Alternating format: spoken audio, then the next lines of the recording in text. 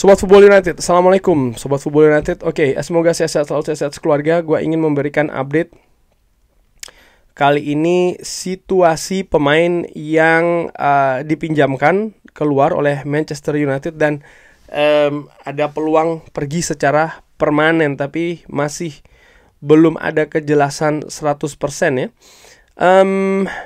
Yaitu adalah gue ingin memberi kabar terkait dengan Anthony. Jadi nampaknya Real Betis nih sempat beberapa kali berusaha untuk membuat kesepakatan baru dengan Manchester United terkait dengan Anthony ya. Sepertinya mereka ini kesulitan untuk bisa mendatangkan Anthony secara permanen. Jadi mereka ingin jalan lain ya, karena klub sangat menyukai Anthony. Bukan hanya pemain, bukan hanya manajemen, staf kepelatih, tapi juga fans. Luar biasa dukungan fans Real Betis terhadap Anthony. Tapi dari apa yang ditunjukkan terakhir, Anthony mengucapkan salam perpisahannya kepada Real Betis, menandakan bahwa ya Anthony tidak akan bersama dengan Real Betis untuk musim depan. Tapi apakah Anthony akan kembali ke Manchester United? Menurut gue juga tidak.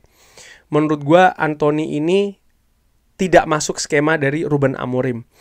Anthony ya menurut gue juga dia bisa lebih bermain sepak bola di luar Manchester United. Dia mengalami masa sulit di Manchester United. Ada banyak hal ya yang tidak ideal bagi seorang Anthony.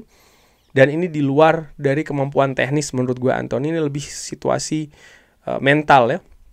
Dan juga tekanan dan lain-lain. Sehingga Anthony tidak akan bersama dengan Manchester United musim depan. Itu perkiraan gue. Nah sekarang dengan keadaan seperti ini, apa yang akan terjadi? Menurut gue Manchester United kabarnya memasang harga sekitar 30-35 juta untuk Anthony. Dan kalau memang angka ini yang dipatok untuk Anthony, maka ini bukan angka yang bisa mendatangkan keuntungan bagi Manchester United dari sisi PSR. Karena kalau dihitung-hitungan PSR, Anthony katakanlah didatangkan dengan harga 90-100 juta dari Ajax ya, 2 musim yang lalu. Maka kalau perhitungan PSR-nya memang Manchester United harus melepas di angka seperti itu, 30-35 juta euro untuk menghindari dari kekurangan atau kerugian PSR. Akankah ada klub yang meminati Anthony dengan angka seperti itu? Dengan apa yang ditunjukkan di Betis, menurut gue sih tidak akan masalah ya Anthony untuk mendapatkan klub baru. Dia menunjukkan secara jelas ini bahwa permasalahan yang dialami oleh Anthony ini bukan soal teknis, tapi lebih ke soal mental. Tentu saja soal teknisnya lebih ke ya bagaimana skema permainan dan lain-lain ya. Tapi lebih dari itu, kalau dia bisa bermain di lingkungan klub yang membuat dia ini happy, kemampuan terbaiknya akan keluar. Dan kemampuan terbaiknya ternyata sangat luar biasa. Bahkan dengan hal ini kalau tidak salah Anthony juga dipanggil lagi ya. Gue sambil melihat apakah Anthony ini juga dipanggil kembali ke, ya betul, Anthony ini dipanggil kembali ke tim nasional Brazil. Luar biasa sih menurut gue ya, bahwa kapasitas dia ternyata ketika dia ini happy, tampil tanpa tekanan, ini bisa cukup tinggi kapasitasnya. Kita lihat akan seperti apa Anthony. Alejandro Garnacho dengan kedatangan Matheus Cunha, seperti gue katakan di video tersebut, ketika Manchester United meresmikan Matheus Cunha, gue katakan bahwa pemain yang paling terancam adalah Garnacho. Fabrizio Romano berulang kali mengatakan bahwa keadaan Garnacho ini tidak lagi sama ya setelah bursa transfer musim dingin kemarin, di mana ada minat dari Napoli tapi valuasinya tidak menemui dari angka yang diinginkan oleh Manchester United. Saat ini diberitakan bahwa Garnacho ini masih dilihat sebagai opsi untuk Napoli, tapi bukan prioritas untuk Antonio Conte. Namun demikian, ya gue menilai peluang Garnacho ini cukup besar. Terutama ada kabar yang mengatakan Ruben Amorim ya sudah selesai, mungkin katakanlah seperti itu dengan Garnacho. Yang kalau gue salah omong tadi, yang gue maksud adalah Alejandro Garnacho. Dan disebutkan Chelsea, Napoli, Atletico Madrid, AC Milan, Bayer Leverkusen semua tertarik untuk mendatangkan Garnacho. Ini yang disebutkan oleh Mirror. Garnacho ini divaluasi sekitar 60-70 juta pounds. Dan banyak klub yang ingin mendatangkan Garnacho karena ada kompetisi klub World Cup ya. Jadi ingin bahkan didatangkan di awal bulan Juni. Wow, ini merupakan kabar yang baik kalau memang ini yang terjadi, karena angkanya cukup tinggi. Tadi disebutkan berapa, 60-70 juta pounds. Manchester United akan mendapatkan keuntungan 100% dari penjualan Garnacho ya, karena dihitung sebagai pemain akademi Manchester United. Ya, siapapun sih menurut gua yang ingin mendatangkan Garnacho, kalau bisa menebus angka tersebut ya lepas aja sih.